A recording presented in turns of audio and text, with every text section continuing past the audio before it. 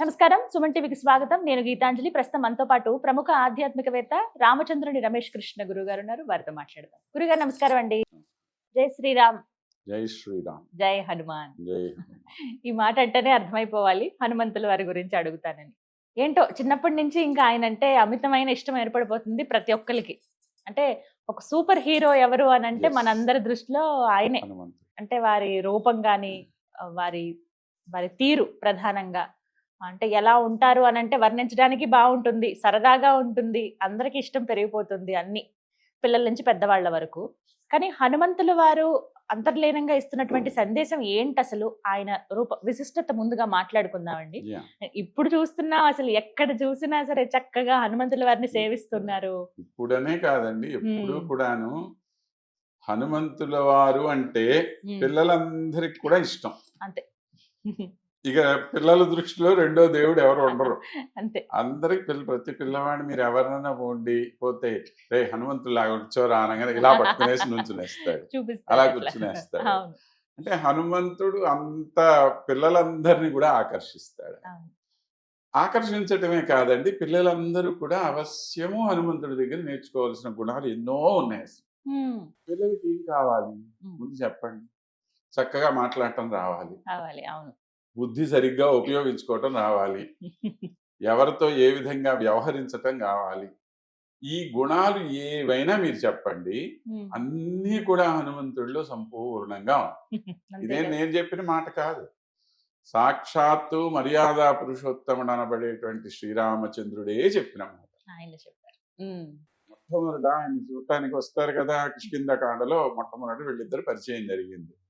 జరగగానే హనుమంతుడి గురించి లక్ష్మణుడితో శ్రీరాముడు చెప్పినటువంటి మాటలు, నాన్ ఋగ్వేద వినీతస్య నా యజుర్వేద ధారిణ నా సామవేద విదుషో శక్యమేవం ప్రభాషితం అంటాడు. అంటే ఋగ్వేదం, యజుర్వేదం, సామవేదం ఇలాంటి వేదాలన్నీ నేర్చుకున్నటువంటి మహాపండితుడు ఎవడైతే ఉంటాడో, అంటే ఇవన్నీ ఒక్కొక్కటి నేర్చుకోవడమే కష్టం, అలాంటిది 4 నేర్చుకున్నటువంటి గొప్ప పండితుడు ఎవరైతే ఉంటారో అలాంటి వాడు మాత్రమే ఎంత గొప్పగా మాట్లాడగలడో అలా మాట్లాడుతున్నాడు ఈ మాట్లాడేటువంటి వాడు.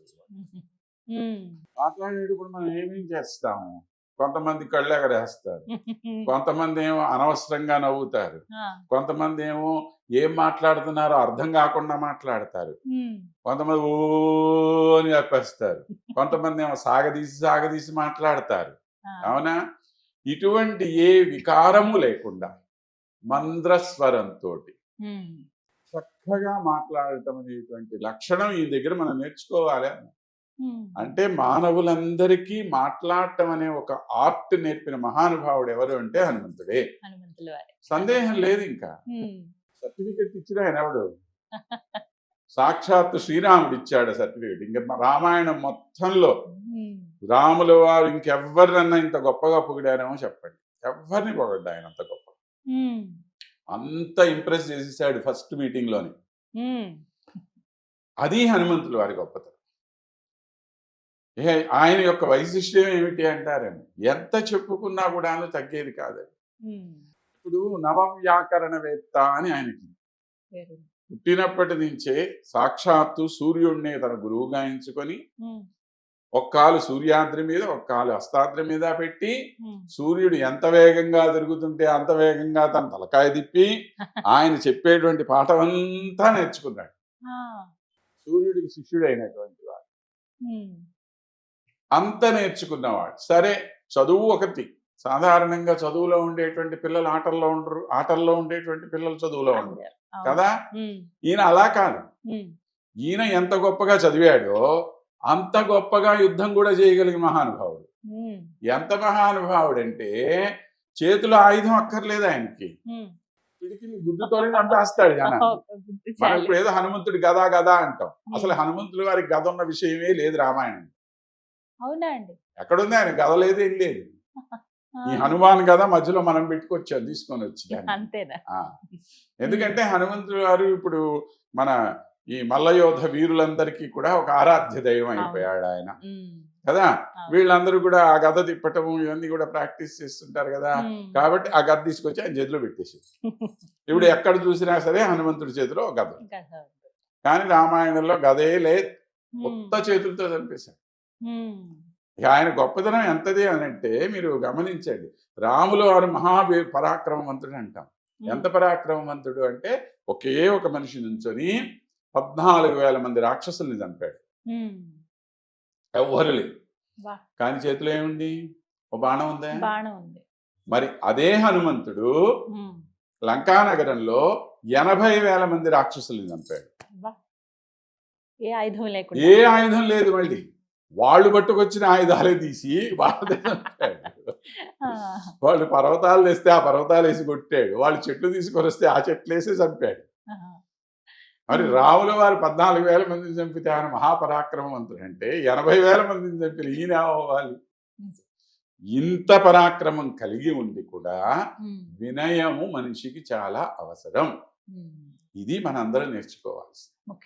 అతి గొప్ప బుద్ధిమంతుడు, మహాపరాక్రమవంతుడు, ఇన్ని లక్షణాలు ఉన్నప్పటికీ కూడా హనుమంతుల వారిలో ఉండేటువంటి వినయ సంపత్తి ఇంకా ఎవ్వరికి. నిరంతరము శ్రీరాముడికి దాసుడిని అని చెప్పుకున్నాడే గాని ఆయన నాకు గురువు అయితే, ఆయన నాకేమన్నా పెద్దవాడైతే ఏమి, ఆయన కన్నా నేను బలవంతుడిని కాదా?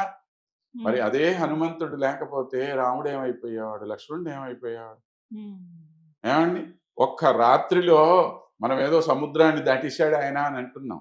100 యోజనాలు విస్తీర్ణ సముద్రం. మరి అలాంటి సముద్రాన్ని దాటేసి ఎక్కడి నుంచి, సముద్రం దగ్గర నుంచి మళ్ళీ హిమాలయ పర్వతాలకు వెళ్ళేసి అక్కడ నుంచి పర్వతాన్ని తీసుకొని వచ్చి ఈ చెట్టు ఆ చెట్టు ఏంది తీసుకొని వచ్చేది, మొత్తం కొండంతా వేసుకొని వచ్చేసాడు. అవునా? మళ్ళీ తీసుకొచ్చి వీళ్ళకి అప్పగించి మళ్ళీ ఆ కొండ అక్కడ లేకపోతే మిగిలిన వాళ్ళకి కష్టం కలుగుతుందేమో అని చెప్పి తెల్లారే లోపల మళ్ళీ ఆ కొండను తీసుకుపోయి అక్కడ పెట్టేసి వచ్చాడు. ఎంతసేపట్లో జరిగింది ఇదంతా? సాయంత్రం నుంచి తెల్లవారే లోపల. ఏమండి, ఇది ఆయన యొక్క గొప్పతనం.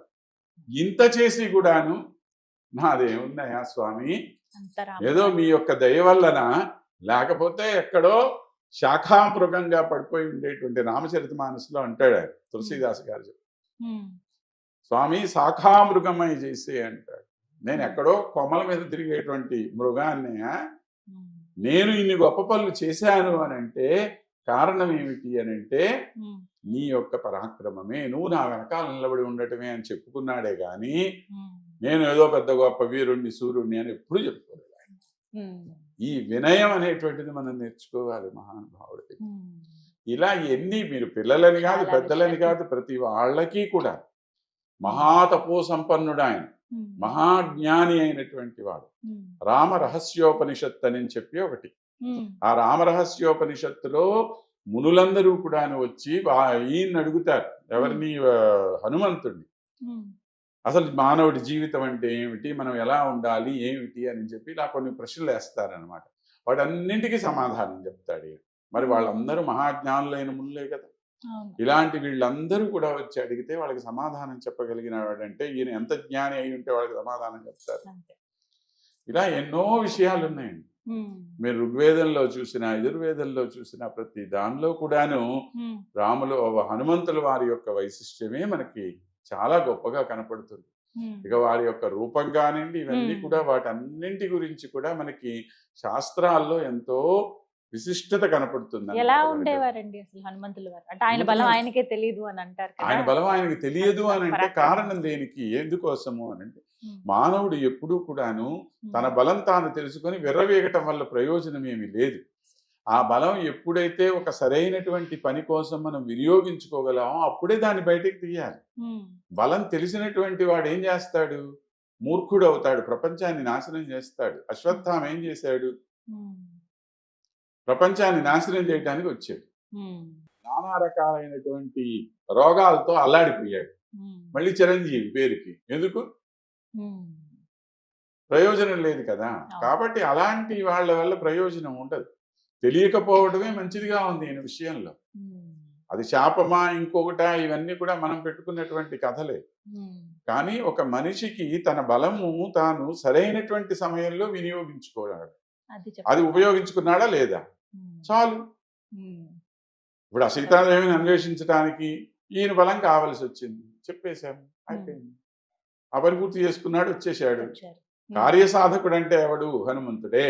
ఉమ్, హనుమంతుడి దగ్గర ఉండేటువంటి ఈ ఏమంటే ఆ వర్క్మ్యాన్షిప్ అనేటువంటిది ఉంటుంది చూసారా, అది ఇంకా ఎవరి దగ్గర ఉండదు. Um, you just give the target, అంతే. ఆ మిగతా టార్గెట్ ని అచీవ్ చేసుకొని తీసుకొని రావటం అనేటువంటిది ఆయన.